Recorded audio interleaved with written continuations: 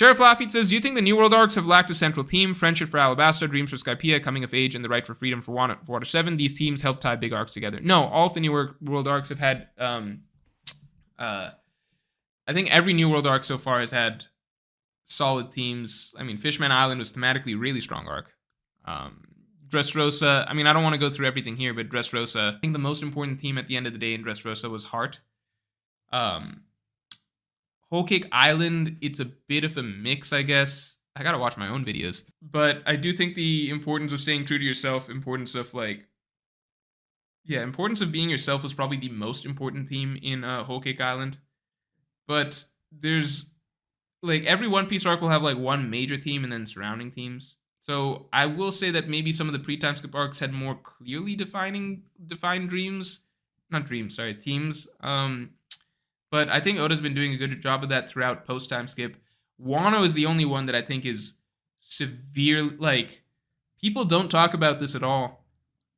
But I think thematically, Wano is the worst arc in One Piece by a long shot, basically, in terms of how it constructed its themes. Not that it doesn't have themes, but in terms of, how it's set up its thematic messaging and how consistent it is with its thematic messaging and how much it remembers its own thematic messaging. I think Wano is by far the worst arc in One Piece. This is an area where I'm not going to be in my personal opinion. Obviously, it is in my personal opinion, but when you're talking about certain things did the author do X or Y with how they structured a theme? Did they... This is, again, something you'll have to wait for the longer video in, but certain things did they establish this, and then this, and was it consistent with this? Those are more objective things, right? And then it's subjective whether or not you enjoyed it or cared about it or whatever, whether you even think themes matter in a story. You can not care about themes whatsoever and be I think the arc's a 10 out of 10. I don't care if they did the cleanest thematic structuring or the cleanest thematic messaging or something. That's fine. That's subjective. But I can objectively... I keep talking about this video. But, you can kind of break down how Oda set up Wano's themes, basically, and be this is really, really not well structured, at least compared to how he has done in most other great One Piece arcs, pretty much. So that's a big part of Wano, but I know a lot of people don't really care. Usually when people talk about how they rate One Piece arcs, I almost never see themes included in the first place. People are fights, 10 out of 10. Lore / world building, 10 out of 10. Characters, maybe they'll be for Wano, character arcs weren't so good, so 7 out of 10 or something like that. But you almost never see themes included, so I'm just it's not even worth discussing anytime I talk about criticism of Wano, because it's just not something that most people even have on their radar when they're evaluating the arc. This was me, all right? This was Morj. Let me screen share. Did my audio cut out? Nope, all good. All right.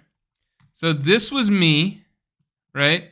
Imagine this chart, okay? This was me during Wano start. Okay. Wano middle. Wano end. I think we're going to call the sad days, which we'll get to in a second. And then, now, all right?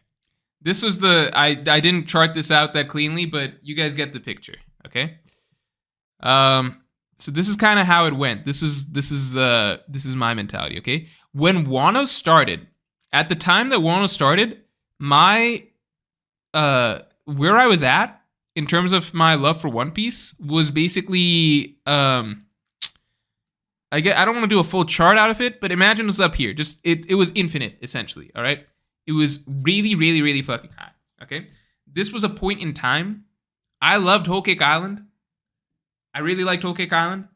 I was one of the people that really defended it. A lot of people really disliked Whole Cake Island. I loved Whole Cake Island. Coming off of that, we got the Reverie. We're heading into Wano. I'm confident that Wano is going to... I'm so certain that Wano is going to be the best storyline I've ever read. By far. I'm 100% certain. Not 100% certain, but I'm it's going to be as good as Enies Lobby for me, as good as Marineford. Even if it's not quite there, I'm going to be very happy, right? This was back at this point in time, all right? So this was my love for One Piece. It was really, really high. as Wano continued, I don't know if you guys remember, not a lot of people loved Wano's middle, like Act 2 and stuff like that. I was somewhere here because I wasn't loving it, but I was like, you know what? If this isn't the final battle, like if the setup for this is not like, what if something really dramatic happens? Like the raid fails, right? I was like, I'm sure that there will be something really dramatic that happens this arc that like gives it some juice or some boost or something for me personally. So for me in Wano Middle, I'm still very confident. Then Wano's End comes around, and then I'm low on One Piece because, not because the raid didn't fail, but just because like we got to the end of Wano essentially, and it wasn't what I had really truly hoped for. And then this was like a small section, which was the sad days, where I'm excited for One Piece still because, you know, Green Bull's into like Shanks and stuff like that. The chapters Oda used as the break was around still got me excited, but I was still just like, man, like, I just wonder, like, he also put out a quote about like trying to wrap One Piece up really soon and like trying to cut a lot of the plot points and stuff, and I was like, man, is this still really gonna be my favorite series if I just don't know. I just didn't know. And this, regardless of your opinions on Wano, even if you really liked it and thought it's the best arc in One Piece, I don't care. I'm saying like this is where I'm at, right? At least what I was hoping to see out of Wano, I didn't quite see, and I also saw a lot of things that I considered red flags in terms of like, is Oda gonna be able to fit everything?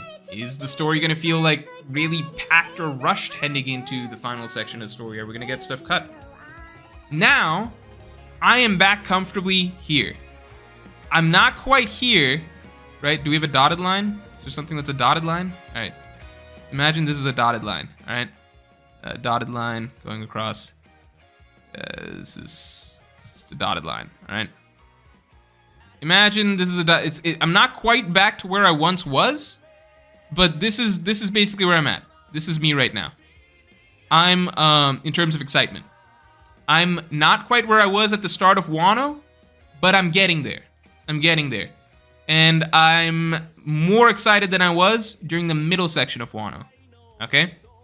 Because, and I was explaining a lot of this towards the beginning of the stream, it's just so many things that I'm seeing right now, which is like, it feels more streamlined. Every chapter that we've gotten so far feels like it's a very well planned and very significant move for the plot. Very dramatic storytelling, right? Surprising, unpredictable, but at the same time, it feels very intentional, as though it's all heading in a certain direction. Pieces are coming together. There's a lot of confidence, I feel like, behind, a lot of certainty. My confidence in basically the level of certainty I'm seeing from like the major plot points that we're hitting right now and the way things are moving. Like, especially because we're in the last segment of the story, I feel very confident that however Oda wants to thematically round out things, that's going to be 10 out of 10, I'm sure. So in the themes department, sure. Character-wise, I feel like Oda knows that he wants to be working with the Bonnie Kuma storyline right here. Vegapunk seems very important as well, but it seems like we're going to be very focused on those character storylines. There's not other, like, it seems like it's going to be quality over quantity. The Bonnie Kuma storyline seems like something that's been set up for a long, long time. He already seems to be implying that it's very emotional, so we're going to be getting that stuff hopefully as well. Yeah, it just seems like we're not going to be bogged down in a lot of stuff that is, I don't know, not quite as, you know, just, yeah, we're not going to be getting bogged down in stuff that maybe doesn't need to be in the story. I think that whatever Oda did to streamline stuff is probably going to be really, really good.